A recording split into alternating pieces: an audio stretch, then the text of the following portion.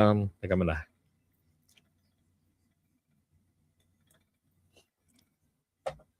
So magandang araw sa inyo. Pag-usapan natin ngayon ito. Bakit 1.20% lang ang binayaran ng PhilHealth? Ito ho kasi yun, no? Ang total bill is 455,580 pesos and 28 cents. Okay, so ang tanong nung nag-raise nito sa kanyang FB post, ito si Travel with Hafiz, bakit naman daw yun lang? Ayan, sabi niya ha. Almost 500,000 hospital bill but PhilHealth covers only 5K. That's 1% only of the bill. As citizens share this issue, paying monthly to PhilHealth is like a scam. Or really a scam. What are your thoughts ba? Diba? Well, ang ginawa ko po, pati man ako, nadismaya rin kasi, bakit ka ba naman ganun lang kaliit? Imagine, di ba, PhilHealth package, 5,460. So ako naman, nagkwenta-kwenta patuloy ako.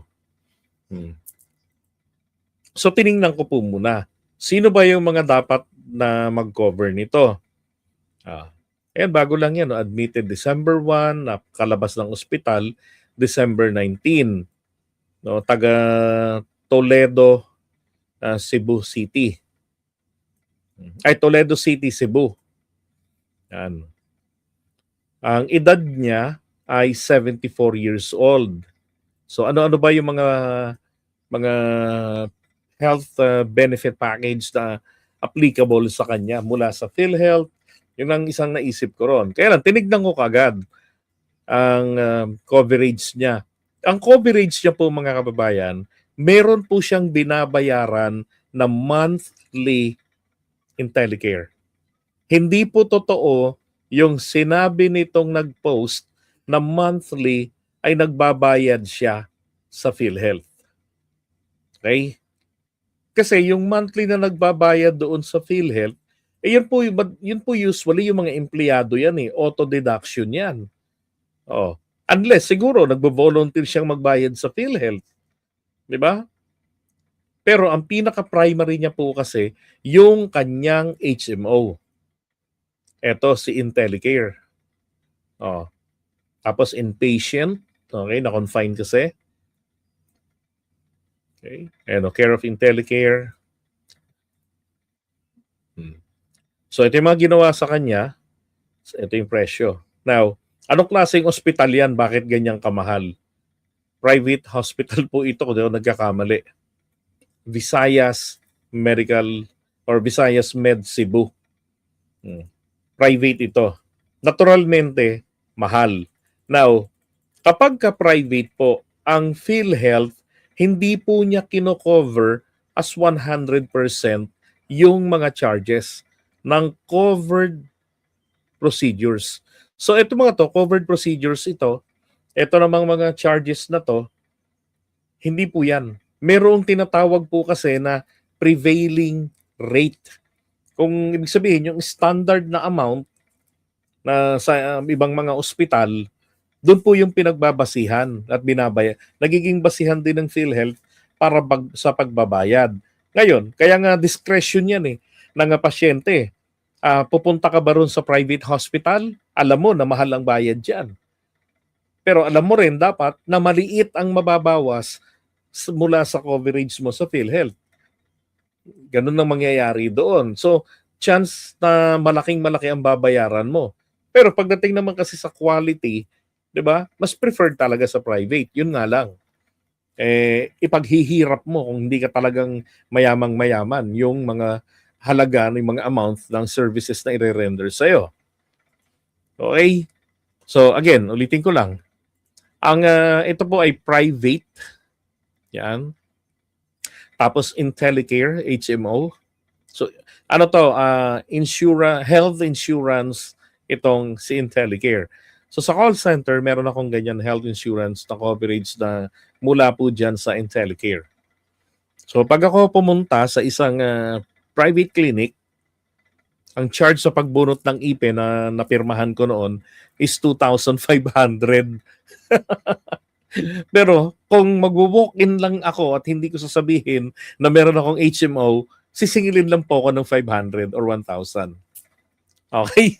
Ganon. Pero kung sa PhilHealth po gagawin nila yan, hindi po yan babayaran ng PhilHealth. Yung asking price ng mga doktor, ng mga dentista sa mga rendered services nila. Meron yung standard pricing or yung prevailing amount, okay, ng presyo. Now, eto na. So, kinenta ko yung mga coverage na nakuha. Dapat magreklamo sila dito kay HMO kasi ito yung pinaka-primary niya. Ang binayaran lang sa kanya is 13.17%. Oh, ang liit. 'Di ba? Tapos nakakuha po siya ng pinakamalaki ay dahil po siya sa isang senior citizen or meron silang ang PWD kasi meron at saka etong senior citizen meron silang discount. And again, yung 86,865 pesos and 36 cents, yan po ay galing po sa pagiging senior niya. 74 years old tong pasyente. Okay, so 19.07% ang halaga na kinover nitong senior citizen. Ang PCSO, lumalagapak na 50 mil ang kinover sa payment. Okay? Ganon. So parang katulad dito ng malasakit center. Pagpunta ng pasyente, ng representative ng pasyente sa malasakit center, so ipaprocess ngayon ito, yung PhilHealth coverage. Okay, so cover namin is 5,460. So gagawin yung mga procedures, tapos pagka merong sumobra, then pupuntahan ngayon etong sinong iba pang dapat na mag-cover, si HMO. Diba? Siya yung primary. Oh, pero hindi nangangahulugan na yung hindi po kinover ng HMO ay dapat saluhin ng PhilHealth. Hindi po ganun yun. Okay? Yung hindi nyo cover, ang PhilHealth may sarili rin po itong amount of coverage or percentage ng coverage. So pwedeng covered nila yung procedure. Ibig sabihin ng procedure, yung ginawa, pinainom ka ng gamot, yun po ay procedure. Okay? Ang diagnosis, yung dahilan kung bakit ka pinainom ng gamot, kaya ka pinainom ng gamot kasi may ubo ka. Oh, so ganun po. And then laki ng PCSO, 50,000. So sa madali pong salita, ang kanyang deductions na kinover ng mga to, yan, pati yung pharmacy, yan, lahat-lahat ng yan, nasa 8,000 ito. So may natira po na 227,173 pesos and 84 cents na out of pocket na ng pasyente. Galing na po yan sa Malasakit Center, ha. Nakita niya na ron si PhilHealth, pangunahin yan.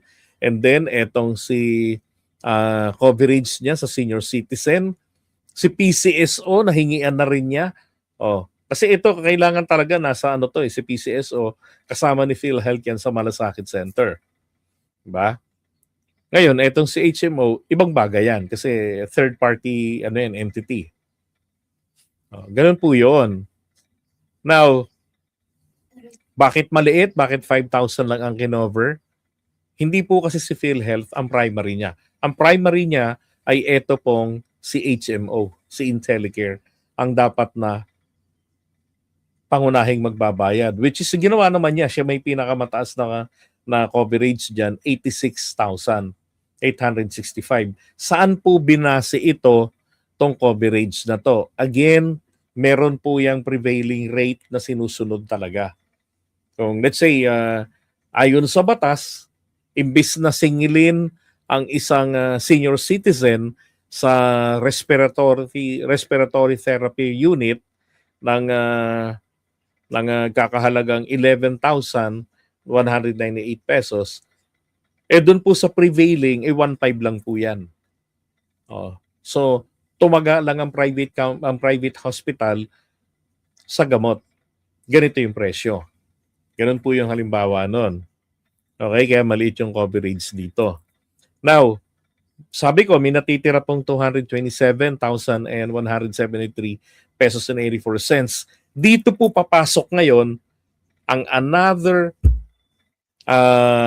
benefit. DSWD, muntik kong mabanggit ng DPWH, DSWD, SWA. And then pag inakyat yan kay SWA at mapatunayan na ito pong senior citizen na to ay walang source of income, bagkus meron lang tao na kamag-anak niyang ipinagbabayad siya para dyan sa HMO coverage niya, then most likely i-cover po lahat yan, yung 227,000 and i-cover yan ng SWA. Ang SWA, ang sinasabi nila na ito yung nakakapagpa-zero ng bayad ng tao dahil kay Bongo, dahil sa kanyang malasakit center, which is misleading. Wala pang Bongo sa Davao City na nag-julalay na kidigong, meron na pong SWA 1950s pa yan, 1951 kung na nagkakamali. O 58. Basta 1951, mga ganun. Na po yung nag-i-exist na yung SWA. Okay? Ito yung panghuling nilalapitan sa mga ospital para i-cover. And apparently, sa government hospital, doon nagkakamali, doon po yan nakikita ang SWA. Okay? So, hindi po kasalanan ito ng PhilHealth.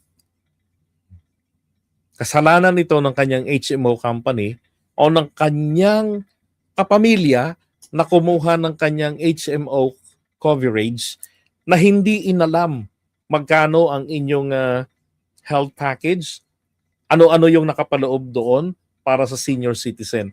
Kasi kailangan inalam ding maigi.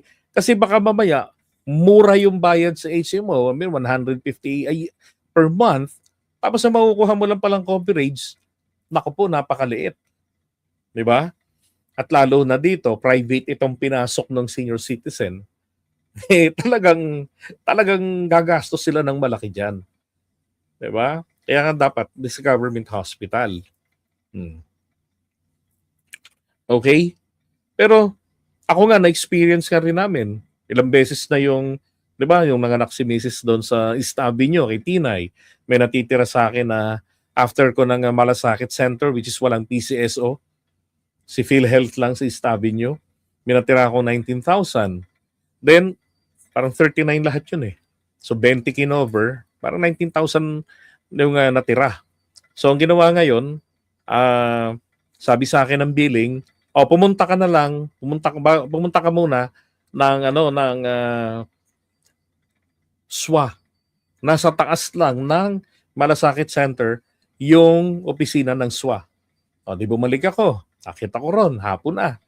Ako na lang mag-isa. And then kinover yung natitira ko na 19,000 na kaya ko namang bayaran. Nakapangutang ako sa barangay noon. Tsaka may trabaho naman ako sa call center noon. Ganun po yung nangyayari, yung sistema. Okay? Kaya hindi ho sabihin na misleading, scam. Sa mga hindi lang ho kayang umintindi at dahil ayaw talagang intindihin, yun ho yung sasabihin nila. Napakaswerte ng Pilipinas, sa totoo lang. Marami tayong mga kababayan na hindi naman nagbabayad ng premium sa PhilHealth, nagka-ID lang, may coverage na. PWD, hindi nagbabayad. Diba? Isipin mo na lang ito, laki ng coverage, so 86,000. No? Kung government hospital ito, diba? Malamang hindi 86 yan, mababa pa. Baka yan na yung, baka ang totality ng lahat ito, nasa 50 lang. Diba? Iba kasi ang iba kasi ang amount ng coverage kapag ka merong primary na HMO. Tapos private hospital pa. Okay? Yeah, tingin ko po minimal lang talaga yung binabayaran nila sa HMO. Kaya ganyan. Kumuha ng private insurance company or healthcare company. Akala nila nakatipid sila. Hindi nila alam, yung pagtitipid nila na yun, naku po, mapapakamot sila ng ulo dahil bibiglain sila ng gastos ng out of pocket para sa mga uncovered expenses. Marami pang hindi alam yung programa na yun ng PhilHealth. Paano po yan maipapaabot sa ating mga Pilipino? Well, ano naman na yan, nabanggit na ng Pangulo yan, na yung, zero balance billing. Nabanggit niya na yan. That's correct, sir. That's out of pocket. Yung natitira na yun, 227. Pero sa US, kapag out of pocket expenses, bukod sa yung deductible, di ba? Bukod sa co-insurance or co-pay, sa